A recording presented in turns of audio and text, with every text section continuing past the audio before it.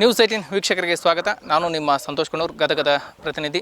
ನಿಮಗೋಸ್ಕರ ಇವತ್ತು ಸಾಮೂಹಿಕ ಮಹಿಳೆಯರಿಗೆ ಸೀಮಂತವನ್ನು ಮಾಡಿರುವಂಥ ಸ್ಟೋರಿಯನ್ನು ಸಹ ನಿಮ್ಮ ಮುಂದೆ ತರ್ತಾ ಇದ್ದೀನಿ. ಅದರಲ್ಲೂ ಮನೆಯ ಕುಟುಂಬದ ಸದಸ್ಯರೆಲ್ಲರೂ ಕೂಡಿ ಸೇರಿಕೊಂಡು ಮಹಿಳೆಗೆ ಸೀಮಂತವನ್ನು ಮಾಡುವಂಥ ಕಾರ್ಯಕ್ರಮಗಳನ್ನು ನಾವು ನೋಡಿದ್ವಿ. ಆದರೆ ಮಹಿಳಾ ಮತ್ತು ಮಕ್ಕಳ ಅಭಿವೃದ್ಧಿ ಇಲಾಖೆಯಿಂದ ಸಾಮೂಹಿಕವಾಗಿ ಮಹಿಳೆಯರಿಗೆಲ್ಲರಿಗೂ ಕೂಡ, ಗರ್ಭಿಣಿ ಮಹಿಳೆಯರಿಗೆಲ್ಲರಿಗೂ ಕೂಡ ಸೀಮಂತ ಕಾರ್ಯವನ್ನು ಮಾಡುವ ಮೂಲಕ ಮಾನವೀಯತೆಯನ್ನು ಮರೆಯುವಂಥ ಕೆಲಸವನ್ನು ಈಗ ಮಾಡಿರುವಂಥದ್ದು.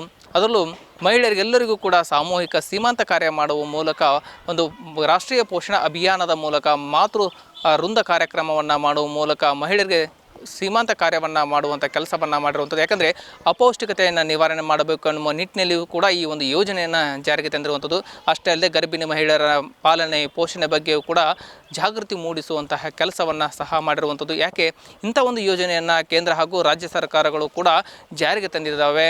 ಯಾಕಂದರೆ ಮಹಿಳೆಯರು ಗರ್ಭಿಣಿಯರನ್ನು ಅಷ್ಟೇ ಅಲ್ಲದೆ ಬಾಣಂತಿಯರಿಗೂ ಕೂಡ ಯಾವ ರೀತಿ ಅವರು ಆಹಾರವನ್ನು ಸೇವನೆ ಮಾಡಬೇಕು, ಯಾವ ರೀತಿ ಮಕ್ಕಳನ್ನು ಪಾಲನೆ ಮತ್ತು ಪೋಷಣೆಯನ್ನು ಮಾಡಬೇಕು ಎಂಬುವ ನಿಟ್ಟಿನಲ್ಲಿ ಈ ಒಂದು ಯೋಜನೆಯನ್ನು ಜಾರಿಗೆ ತಂದರು. ರಾಷ್ಟ್ರೀಯ ಪೋಷಣ ಅಭಿಯಾನ ಎಂಬ ಯೋಜನೆಯ ಮೂಲಕ ಗ್ರಾಮೀಣ ಭಾಗದಲ್ಲಿ ಸಾಕಷ್ಟು ಪ್ರಮಾಣದಲ್ಲಿ ಕೂಡ ಈಗ ಜಾಗೃತಿಯನ್ನು ಮೂಡಿಸುವಂಥ ಕೆಲಸ ಈಗಾಗಲೇ ಮಹಿಳಾ ಮತ್ತು ಮಕ್ಕಳ ಅಭಿವೃದ್ಧಿ ಇಲಾಖೆ ಸಹ ಈಗ ನಿರಂತರವಾಗಿ ಮಾಡ್ತಾ ಇದೆ. ಅದರಲ್ಲೂ ವಿಶೇಷವಾಗಿ ವಿನೂತನವಾಗಿ ಮಾಡುವ ನಿಟ್ಟಿನಲ್ಲಿಯೂ ಕೂಡ ಗರ್ಭಿಣಿ ಮಹಿಳೆಯರನ್ನು ಒಂದು ಕಡೆ ಸೇರಿಸಿ ಅವರಿಗೆ ಸಾಮೂಹಿಕವಾಗಿ ಸೀಮಂತ ಕಾರ್ಯವನ್ನು ಮಾಡುವ ಮೂಲಕ ಒಂದು ಜಾಗೃತಿ ಮೂಡಿಸುವಂಥ ಕೆಲಸವನ್ನು ಸಹ ಮಾಡಿರುವಂಥದ್ದು.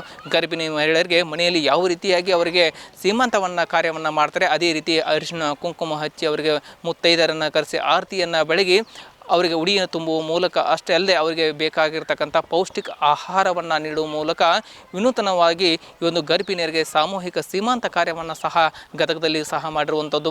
ಇಂಥದ್ದೊಂದು ಕಾರ್ಯಕ್ರಮ ಈ ಬೇರೆ ಎಲ್ಲಿಯೂ ಕೂಡ ನಾವು ನೋಡಲು ಸಾಧ್ಯವಿಲ್ಲ. ಆದರೆ ಇಲ್ಲಿ ವಿನೂತನ ರೀತಿಯಲ್ಲಿಯೂ ಕೂಡ ಅವರಿಗೆ ಏನು ಖಡಕ್ ಉತ್ತರ ಕರ್ನಾಟಕ ಏನು ಖಾದ್ಯಗಳೇನಿದ್ದಾವೆ, ಖಡಕ್ ಜೋಳದ ರೊಟ್ಟಿ, ಅವರಿಗೆ ಬೇಕಾದಂಥ ಪೌಷ್ಟಿಕ ಆಹಾರ ಆಗಿರ್ತಕ್ಕಂತಹ ಬೆಲ್ಲದಚ್ಚು, ಅಷ್ಟೇ ಅಲ್ಲದೆ ಉಂಡಿಗಳಾಗಿರ್ಬೋದು, ಜೊತೆಗೆ ಹೋಳಿಗೆ, ಇಂಥ ಮೊದಲಾದ ಪದಾರ್ಥಗಳು, ಅಷ್ಟೇ ಅಲ್ಲದೆ ತಪ್ಪಲ ಪಲ್ಯ, ಇಂಥ ಮೊದಲಾದ ಪದಾರ್ಥಗಳನ್ನು ಮಾಡಿ ಅವರಿಗೆ ಪೌಷ್ಟಿಕ ಆಹಾರವನ್ನು ಕೊಡುವ ನಿಟ್ಟಿನಲ್ಲಿಯೂ ಕೂಡ ಪೋಷಣೆ ಅಭಿಯಾನ ಯೋಜನೆ ಅಡಿಯಲ್ಲಿ ಈಗಾಗಲೇ ರಾಜ್ಯ ಹಾಗೂ ಕೇಂದ್ರ ಸರ್ಕಾರಗಳು ಮಾಡ್ತವೆ. ಅದೇ ನಿಟ್ಟಿನಲ್ಲಿಯೂ ಸಹ ಮಹಿಳಾ ಮತ್ತು ಮಕ್ಕಳ ಅಭಿವೃದ್ಧಿ ಇಲಾಖೆ ಖುದ್ದಾಗಿ ಗ್ರಾಮೀಣ ಪ್ರದೇಶಗಳಲ್ಲಿ ತೆರಳಿ ವಿನೂತನವಾದಂಥ ಕಾರ್ಯಕ್ರಮವನ್ನು ಮಾಡುವ ಮೂಲಕ ಒಂದು ಮೆಚ್ಚುಗೆಗೆ ಪಾತ್ರರಾಗಿದ್ದಾರೆ. ಇದೇ ವಿಚಾರ ಸಂಬಂಧಪಟ್ಟಂಗೆ ಮಹಿಳಾ ಮತ್ತು ಮಕ್ಕಳ ಅಭಿವೃದ್ಧಿ ಇಲಾಖೆಯ ಡಿ ಆಗಿರ್ತಂಥ ಪದ್ಮಾವತಿ ಅವರು ಕೂಡ ಮಾತನಾಡಿದ್ದಾರೆ. ಏನೆಲ್ಲ ಮಾತನಾಡಿದ್ದಾರೆ ಅನ್ನೋದನ್ನು ಕೇಳ್ಕೊಂಬರೋಣ ಬನ್ನಿ. ಮಹಿಳಾ ಮತ್ತು ಮಕ್ಕಳ ಅಭಿವೃದ್ಧಿ ಇಲಾಖೆಯಿಂದ ನಾವು ಪ್ರತಿ ವರ್ಷ ಸೆಪ್ಟೆಂಬರ್ ತಿಂಗಳಲ್ಲಿ ಪೋಷಣ್ ಮಾಸಾಚರಣೆ ಕಾರ್ಯಕ್ರಮವನ್ನು ಆಯೋಜನೆ ಮಾಡ್ಕೊತ ಬಂದಿದ್ದೇವೆ. ಇದು 2018ರಿಂದ ನಮ್ಮದು ಪೋಷಣ್ ಅಭಿಯಾನ ಕಾರ್ಯಕ್ರಮ ಸ್ಟಾರ್ಟ್ ಆಯಿತು. ಅಂದಿನಿಂದ ಇಂದಿನವರೆಗೂ ಕೂಡ ನಾವು ಈಗ ಉದಾಹರಣೆಗೆ ಸೆಪ್ಟೆಂಬರ್ ತಿಂಗಳಲ್ಲಿ ಒಂದು ತಿಂಗಳನ್ನು 4 ಹಂತಗಳಾಗಿ ವಿಂಗಡಿಸಿ ಒಂದೊಂದು ವಾರಕ್ಕೆ ಒಂದೊಂದು ಕಾನ್ಸೆಪ್ಟ್ನಂತೆ ಒಂದೊಂದು ಪ್ರತಿ ಗ್ರಾಮ ಪಂಚಾಯತ್ ಹಂತದಲ್ಲಿ ಕೂಡ ನಾವು ಮಾಹಿತಿಯನ್ನು ಕೊಡುವಂಥ ಕಾರ್ಯಕ್ರಮವನ್ನು ಹಾಕ್ಕೊಳ್ತಾ ಇದ್ದೇವೆ. ಈ ಕಾರ್ಯಕ್ರಮ ಎಲ್ಲ ಇಲಾಖೆಗಳ ಸಹಯೋಗದೊಂದಿಗೆ, ಉದಾಹರಣೆ ಇದು ಆರೋಗ್ಯ ಇಲಾಖೆ ಇರ್ಬೋದು, ಗ್ರಾಮ ಪಂಚಾಯತ್ ಇರ್ಬೋದು, ಶಿಕ್ಷಣ ಇಲಾಖೆ ಇರ್ಬೋದು, ಎಲ್ಲ ಇಲಾಖೆಗಳ ಸಹಯೋಗದೊಂದಿಗೆ ನಾವು ಈ ಕಾರ್ಯಕ್ರಮವನ್ನು ಆಚರಣೆ ಮಾಡ್ಕೊಳ್ತಾ ಬಂದಿದ್ದೇವೆ. ಈ ವಾರ ನಾವು ಪೌಷ್ಟಿಕ ಆಹಾರದ ಬಗ್ಗೆ ಹೆಚ್ಚಿನ ಮಾಹಿತಿಯನ್ನು ಕೊಡಲಿಕ್ಕೆ ಇರ್ತದೆ. ಹಾಗಾಗಿ ಗರ್ಭಿಣಿ ಬಾಣಂತಿಯರನ್ನು ಕರೆದು ಸೀಮಂತ ಕಾರ್ಯಕ್ರಮವನ್ನು ಮಾಡ್ತಾ ಇದ್ದೇವೆ.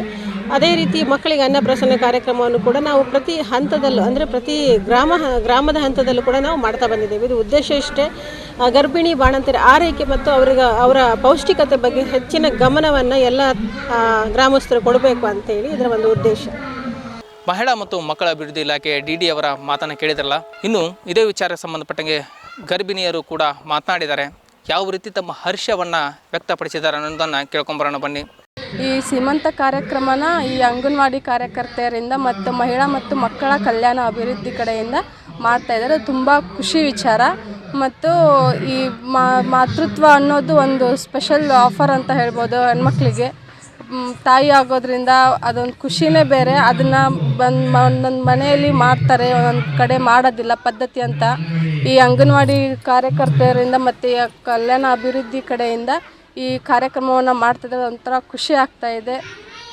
ನಿಮಗೆಲ್ಲರಿಗೂ ಒಟ್ಟಿಗೆ ಕುಂದಿರಿಸಿ ಮಾಡಿದ್ರು, ನಿಮಗೇನಂತೆ ಒಬ್ಬೊಬ್ಬರ ಮನೆಗೆ ಮಾಡ್ಕೊತೀವಿ? ಹಾಂ, ಅದು ಮನೆಯಲ್ಲಿ ಒಬ್ಬೊಬ್ಬರೇ ಮಾಡ್ಕೊಳ್ಳೋದ್ರಿಂದ ಅಷ್ಟೇನು ಖುಷಿ ಆಗುತ್ತೆ, ಬಟ್ ಜಾಸ್ತಿ ಆಗಂಗಿಲ್ಲ. ಬಟ್ ಇಲ್ಲಿ ಎಲ್ಲ ಥರದ ಹೆಣ್ಮಕ್ಳು ಇರ್ತಾರೆ, ಅದೊಂದು ಖುಷಿನೇ ಬೇರೆ. ಎಲ್ಲರೂ ಚೆನ್ನಾಗಿ ರೆಡಿಯಾಗಿ ಬಂದು ನೀಟಾಗಿ ಕೂತ್ಕೊಂಡು ಅರಿಶಿನ ಕುಂಕುಮ ತಗೊಳ್ತಾ, ಅರಿಶಿನ ಕುಂಕುಮ ಹೂವು ಹಣ್ಣು ಅದನ್ನೆಲ್ಲ ಕೊಟ್ಟು ಸನ್ಮಾನ ಮಾಡೋದು ಅದು ತುಂಬ ಖುಷಿ ಆಗುತ್ತೆ. ಇಲಾಖೆಗೆ ಹೇಳೋಕ್ಕೆ ಏನು ಇಷ್ಟಪಡ್ತೀನಿ? ಇಲಾಖೆಯವರಿಗೆ ತುಂಬ ಧನ್ಯವಾದಗಳನ್ನ ಹೇಳಕ್ಕೆ ಇಷ್ಟಪಡ್ತೀನಿ. ಯಾಕಂದರೆ ಅವ್ರ ಕಡೆ ಅವ್ರ ಕರ್ತವ್ಯ ಅಂತ ತಿಳ್ಕೊಬೋದು. ಬಟ್ ಅದು ಹೆಣ್ಮಕ್ಳಿಗೆ ನಮಗೇನೋ ಒಂಥರ ಖುಷಿ ಆಗುತ್ತೆ. ಅವರು ಹೆಣ್ಮಕ್ಳಾಗಿ ನಮಗೂ ಈ ಥರ ಕಾರ್ಯಕ್ರಮಗಳನ್ನ ಮಾಡ್ತಾ ಇರೋದು ತುಂಬ ಖುಷಿ ಆಗುತ್ತೆ. Thank you so much. Yes ವೀಕ್ಷಕರು ಕೇಳಿದ್ರಲ್ಲ, ಗರ್ಭಿಣಿಯರ ಮಾತನ್ನು, ಸಾಮೂಹಿಕ ಸೀಮಂತ ಕಾರ್ಯವನ್ನು ಮಾಡಿಸ್ಕೊಳ್ಳೋದು ನಮ್ಮ ಭಾಗ್ಯ ಅನ್ನುವಂಥ ಮಾತನ್ನು ಕೂಡ ಮಾತಾಡ್ತಾ ಇದ್ದಾರೆ. ಯಾಕಂದರೆ ಮನೆಯಲ್ಲಿ ಆದರೆ ಒಬ್ಬರ ಜೊತೆಗೆ ನಾವು ಅಷ್ಟೇ ಕುಳಿತುಕೊಂಡು ಕಣ್ಣಿನ ಜೊತೆ ಕುಂತ್ಕೊಂಡು ಸೀಮಂತ ಕಾರ್ಯವನ್ನು ನಾವು ಮಾಡ್ಕೊಳ್ತೇವೆ. ಆದರೆ ಇಲ್ಲಿ ನಮ್ಮೆಲ್ಲ ಸಹೋದರಿಯರ ಜೊತೆಗೆ ಕೂಡ್ಕೊಂಡು ಸಾಮೂಹಿಕವಾಗಿ ಸೀಮಂತವನ್ನು ಕಾರ್ಯವನ್ನು ಮಾಡೋದ್ರ ಜೊತೆಗೆ ಅಷ್ಟೇ ಅಲ್ಲದೆ ನಾವು ಯಾವ ರೀತಿ ಗರ್ಭದಲ್ಲಿರ್ತಕ್ಕಂಥ ಮಗುವಿನ ಪಾಲನೆ ಪೋಷಣೆ ಮಾಡ್ಕೋಬೇಕು, ಜೊತೆಗೆ ಮಗು ಹುಟ್ಟಿದ ಮೇಲೆ ಅದನ್ನು ಯಾವ ರೀತಿ ಪಾಲನೆ ಪೋಷಣೆ ಮಾಡ್ಕೋಬೇಕು ಅನ್ನೋದ್ರ ಜೊತೆಗೆ ಮಾಹಿತಿಯನ್ನು ಸಹ ಕೊಟ್ಟಿರುವಂಥದ್ದು. ಜೊತೆಗೆ ಇನ್ನು ಏನು ಬೇಟಿ ಬಚಾವೋ ಬೇಟಿ ಪಡಾವೋ ಯೋಜನೆ ಆಗಿರ್ಬೋದು, ಮಾತೃವೃಂದ ಯೋಜನೆ ಮೂಲಕ ಸಾಕಷ್ಟು ಯೋಜನೆಗಳು ಗರ್ಭಿಣಿಯರಿಗೆ ಮುಡ್ತಕ್ಕಂಥ ಯೋಜನೆ ಆಗಿರ್ಬೋದು, ಹೆಣ್ಣು ಸಂತಾನ, ಎರಡನೇ ಸಂತಾನ, ಎರಡನೇ ಮಗು ಕೂಡ ಜನಿಸಿದರೆ ಆ ಮಗುವಿಗೆ ಬರ್ತಕ್ಕಂತಹ ಸರ್ಕಾರಿ ಯೋಜನೆಗಳ ಬಗ್ಗೆ ಆಗಿರ್ಬೋದು, ರಾಷ್ಟ್ರೀಯ ಪೋಷಣಾ ಅಭಿಯಾನ ಮೂಲಕ ಯಾವ ರೀತಿ ಮಹಿಳೆಯರಿಗಾಗಿರ್ಬೋದು, ಗರ್ಭಿಣಿಯರಿಗೆ ಆಗಿರ್ಬೋದು, ಬಾಣಂತಿಯರಿಗೆ ಆಗಿರ್ಬೋದು ಯಾವ ರೀತಿ ಪಾಲನೆ ಪೋಷಣೆ ಆಗಬೇಕು ಅನ್ನೋ ಬಗ್ಗೆ ಜಾಗೃತಿಯನ್ನು ಮೂಡಿಸಿರುವಂಥ ಕೆಲಸ ಸಹ ಆಗಿರುವಂಥದ್ದು. ಒಟ್ಟಿನಲ್ಲಿ ಗ್ರಾಮೀಣ ಭಾಗದ ಮಹಿಳೆಯರಿಗೆ ಸಾಮೂಹಿಕ ಸೀಮಂತ ಮಾಡ್ತಾ ಇರೋದು ತುಂಬಾ ಹರ್ಷ ಕೂಡ ಈಗ ವ್ಯಕ್ತಪಡಿಸಿರುವಂಥದ್ದು.